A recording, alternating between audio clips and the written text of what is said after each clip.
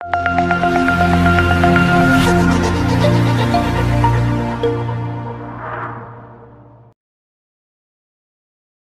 आज किस तरह का ये आयोजन है लोक अदालत का और इसका मूल उद्देश्य क्या है और कैसे लोग इसमें अपना मामला रख सकता है। मैं सुधा सिंह, सचिव विधिक सेवा प्राधिकरण वाराणसी, आज इस राष्ट्रीय लोक अदालत के आयोजन के बाबत आपको जानकारी देना चाहूँगी कि करीब कोरोना काल में 2 बार राष्ट्रीय लोक अदालत टाली जा चुकी है। कोरोना की वजह से लोग गैदरिंग नहीं कर सकते थे, एक जगह एकजुट होकर के काम नहीं कर सकते थे, इसलिए सारे मामले जितने भी थे इस तरह के जो सुलह समझौते से निस्तारित किए जा सकते थे उन सबको टाल दिया गया। इसके बाद माननीय सालसा की तरफ से एक इनिशिएटिव लिया गया कि क्यों ना ई लोक अदालत के माध्यम से हम कुछ मामलों का निस्तारण करा दें, तो उसके लिए प्रयास किया गया। ई लोक अदालत हमारे यहाँ MSCT और फैमिली मैटर्स के लिए 1 नवंबर को लगाई गई थी।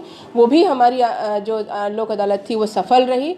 और इसके बाद 18/10 को एक प्रयास किया गया था माइक्रो लोक अदालत का कि अगर गैदरिंग के साथ इस कोरोना काल में प्रोटोकॉल का पालन करते हुए हम देखते हैं कि क्रिमिनल मैटर्स में कैसे मामले निस्तारित अगर अच्छे से हो जा रहे हैं, तो अगला इनिशिएटिव लेना था माननीय सालसा और नालसा को इस राष्ट्रीय लोक अदालत के आयोजन का। और उसी क्रम में जब सफलता मिल गई तो आगे इस राष्ट्रीय लोक अदालत का आयोजन किया गया और हमें निर्देश दिए गए कि मैक्सिमम मामलों का कोरोना काल के निर्देश को ध्यान में रखते हुए निस्तारण कराया जाए। इसी क्रम में जैसे ही हमें सूचना मिली, हमने जी जान से इसमें कोशिश की। सारे विभागों से मिलकर कई सारी समीक्षा बैठकें हमने इसके लिए ली कि किस तरह से मामले निस्तारित किए जा रहे हैं। शुरू में थोड़ा कम था, बट धीरे धीरे इस प्रयास के बाद हमारे मामले जो निकल के आए वो आज तक के जो आंकड़े थे, नोटिसेस जो गई थी हमारी बैंकिंग प्री लिटिगेशन के मामले में करीब 19,800 नोटिसेस भेजी गई हैं, जिसमें आज भी प्रयास पूरा चल रहा है कि मैक्सिमम मामले निस्तारित कर दिए जाए। और 3.5 पौने 4 हज़ार के करीब हमारे क्रिमिनल मैटर्स में गए थे।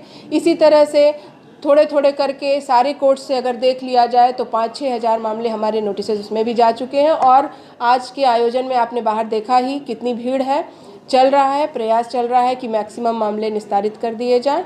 और इस तरह से जो लोक अदालत के माध्यम से सुलह समझौते के आधार पर जो निस्तारण किया जाता है, उसका परिणाम जो होता है कि विवाद का अंत सदैव के लिए हो जाता है, जिसकी कोई अपील नहीं होती है। आमजन से मैं शुरू से ही अनुरोध करती आ रही हूँ, अपील करती आ रही हूँ कि लोक अदालत में अपने मामले को लगा करके हमेशा के लिए विवाद को संतुष्टिपूर्ण तरीके से ख़त्म करें।